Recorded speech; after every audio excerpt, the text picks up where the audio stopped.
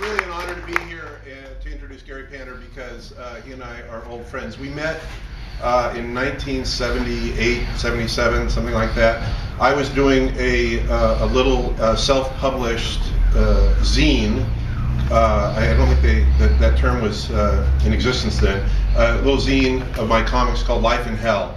It was about living in Los Angeles. Gary Panter saw a copy of it, he told me, by Leonard Corin, the publisher of Wet Magazine, the long-lamented, gone Wet Magazine. And Gary wrote me a letter of encouragement.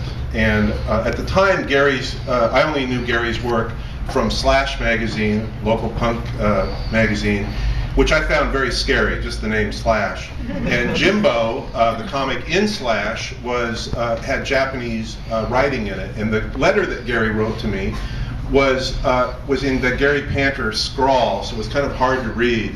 And Gary's Y's kind of looked like S's, and so I thought it was Gars Panter. And I thought he was a crazed Japanese punk. And he left his phone number at the bottom of the letter. And it took a few days for me to get up the courage to call him back, but I called him back, and then on the other end of the line, as you will hear, was a very sweet Texas drawl. And then Gary and I became good friends after that. And we used to hang out. This was our old neighborhood. Gary lived, where did you live? I lived in Kenmore and Beechwood. Kenmore down near 3rd, and Beechwood Canyon later. And I lived on Valentino Place next to Paramount, and I think we didn't have cars for a while. We didn't have cars, so we would meet in the middle, which was either at Gower Gulch or a little further down, closer to my house, Astro Burger. And we had so little money that we would scrape together the money that we had, and we'd split a burger at Astro Burger. And that's how we decided back then to invade pop culture. And I was very, very much inspired by Gary. He wrote something called the Roz Talks Manifesto, which he published in the Los Angeles Reader personals column, because the Reader would print personals for free. And Gary wrote the Roz Talks Manifesto, published it week by week in little chunks in the LA Reader. And here are my two favorite items from the Roz Talks Manifesto.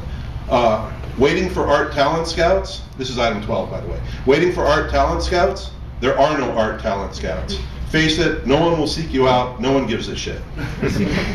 Item 15, law. If you want better media, go make it.